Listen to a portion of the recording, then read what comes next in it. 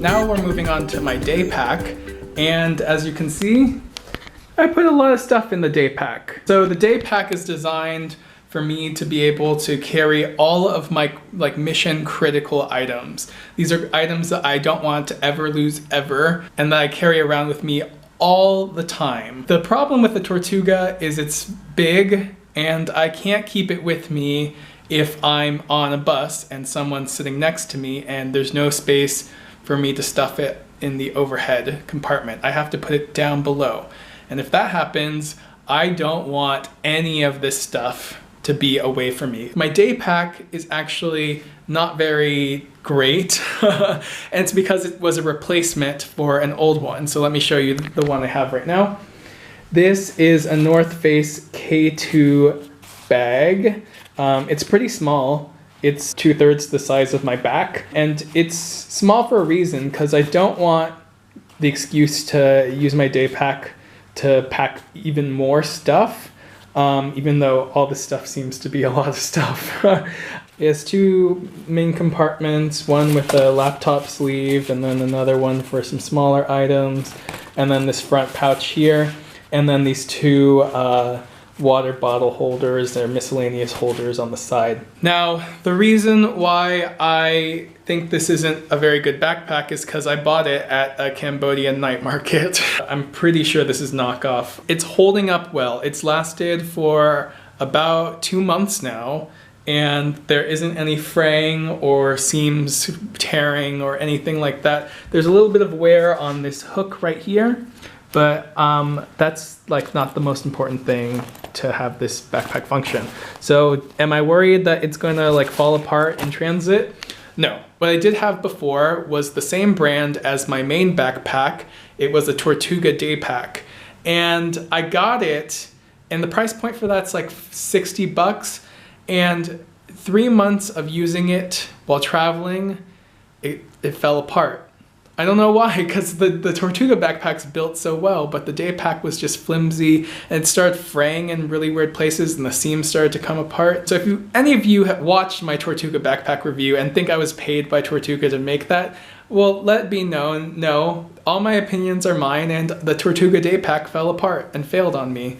And it was a pricey investment for not that much return. I mean, 3 months, I was using it daily, but I wasn't like trekking through mountains or anything. I was just like walking back and forth between places where like cafes and places where I could use my laptop. So this is a fine replacement for now. If it starts to fall apart, there are other cheap markets to go to, and then when I get back to the States at some point, I'm gonna have to research a better day pack. But for now, it works. Okay, on to the good stuff. Here we have a laptop with a sleeve, and you don't need to bring a laptop for sure when you go traveling. If you bring something like an iPad or even your iPhone, it all works for checking email and browsing the internet and stuff.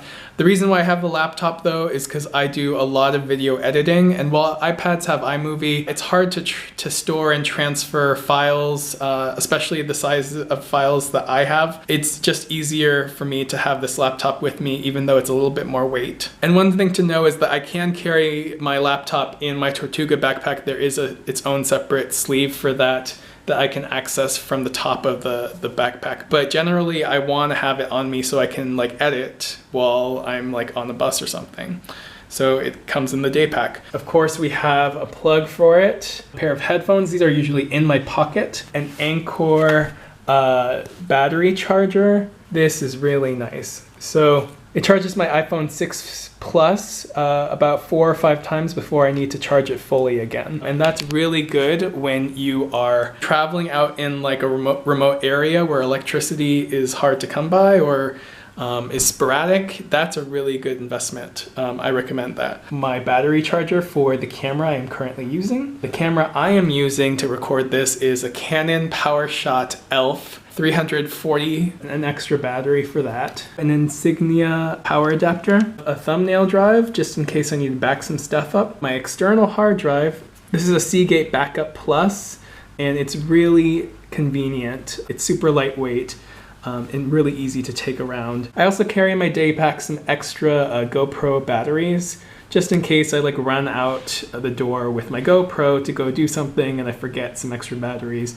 It's just in there all the time. And of course this USB plug, that's always helpful, in addition to that power strip I showed you earlier. A whole bunch of wires to all the things.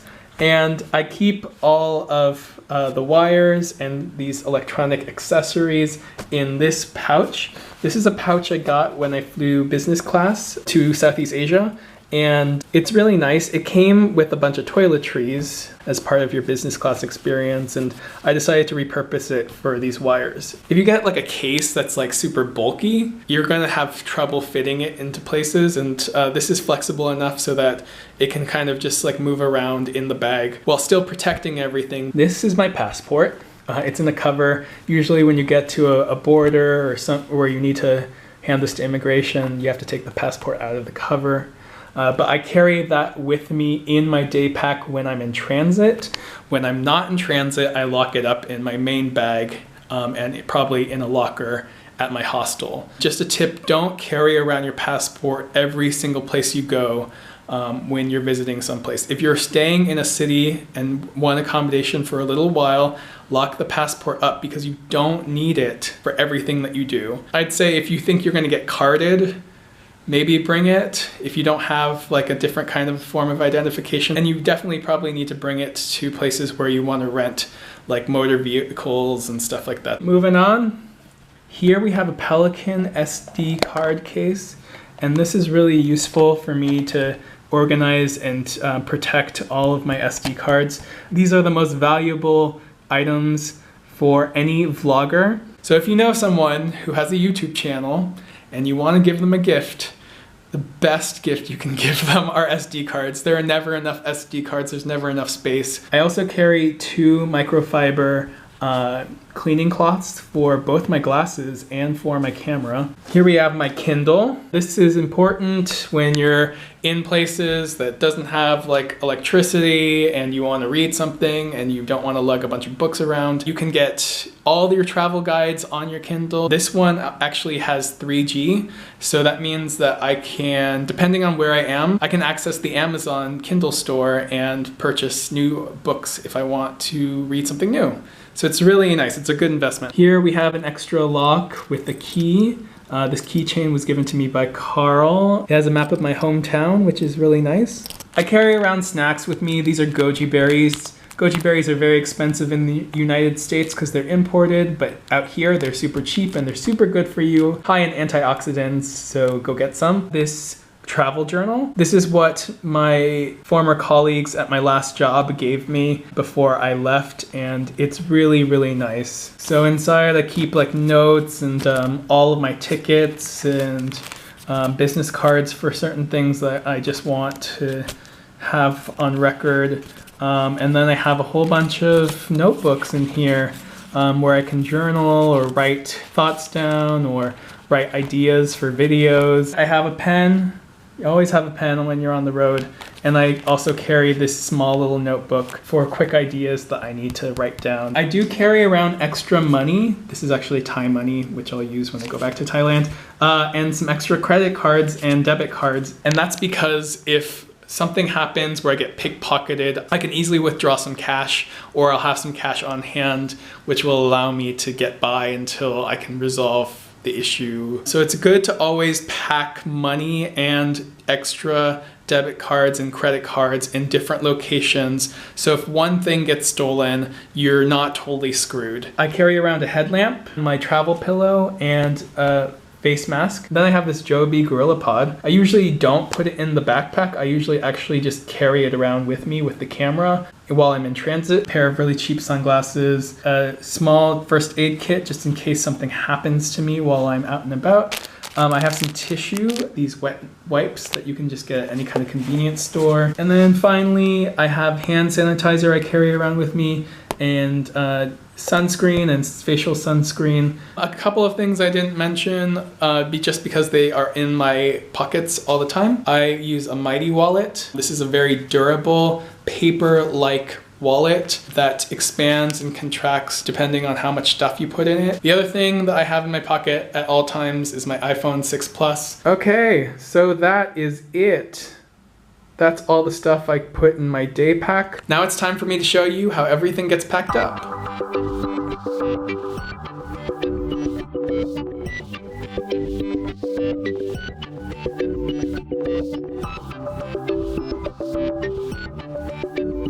Okay guys, so including the clothes I'm wearing right now, this is everything I own, all packed up and ready to go. And this is how it all looks when it's on. I'm doing the double turtle. Woo, so sexy.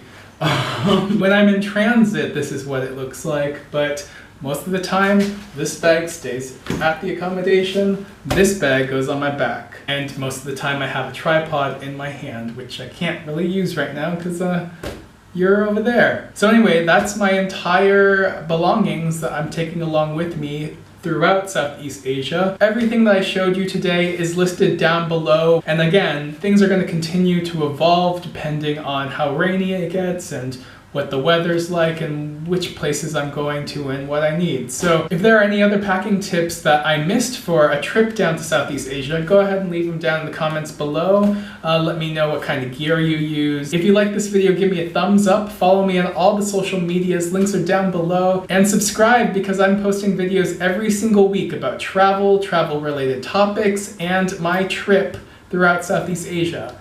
Thank you all so much for watching, and until next time, get off the couch and go do great things. Bye! Yes, American Eagle is a thing here, and they also have this questionable sign. What 20% of the bottom gets cut off? Yeah, and there's also Starbucks.